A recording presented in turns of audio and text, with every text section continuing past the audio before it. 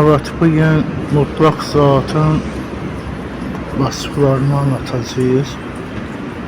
Zat-ı mutlakın bedeni yoktur. Yani bizim kimi bir bedene sahip değildir. Eli, ayağı, gözü, ağzı, burnu, kulakları yoktur.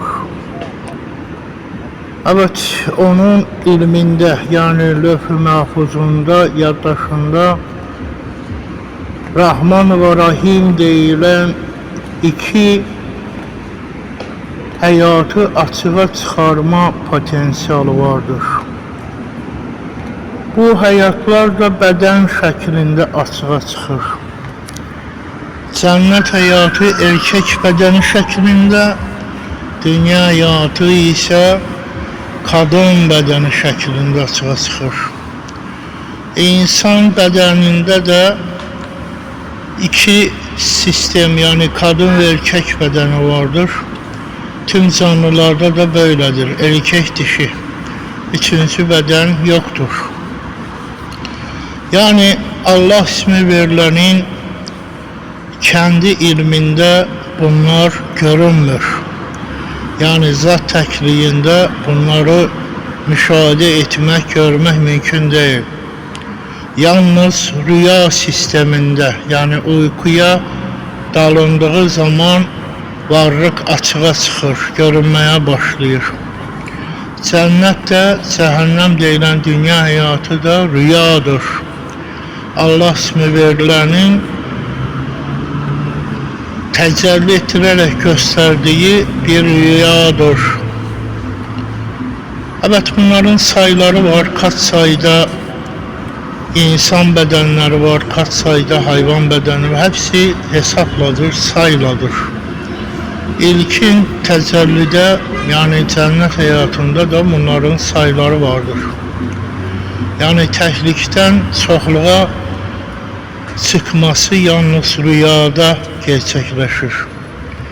Yani Zat-ı Mutlak kendi ilmini, yani hazinesinde olanları yalnız rüya olarak izleyebilir, tanık olabilir.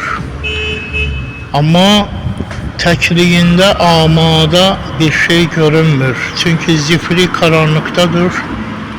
Kendisinden başka da kimse yoktur. Hiçbir şey yoktur. O kendi ilminde olanları kendi lövh-ü mahfuzunda, yani yaddaşında, datasında olanları bak böyle rüyada açığa çıkarır ve izleyir. Yani bizlerin gözleriyle izleyir.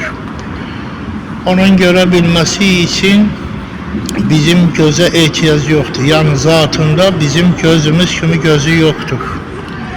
Yalnız böyle izleyebilir.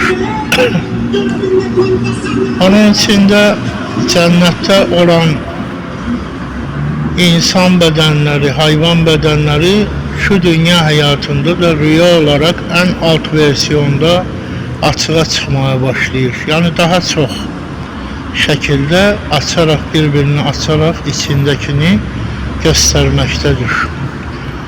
Aynen insan bedenindeki hücrelerin kulluğu kimi dünya hayatında da insanlar kulluk yapmaktadırlar. Çünkü dünya hayatı da, yani bu cehennem de kadın bedeni şeklindedir. Sanki bedenin içinde kulluk yapan hücreler kimi tüm her şey kulluk yapmaktadır. Güneş de, ay da, yıldızlar da, hayvanlar da, her şey kulluk yapmaktadır.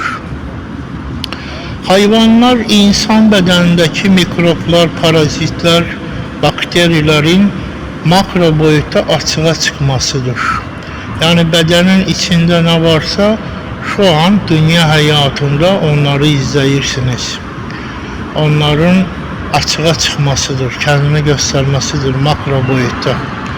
Yani insan bunların hepsini beyninde izlemektedir rüya olarak.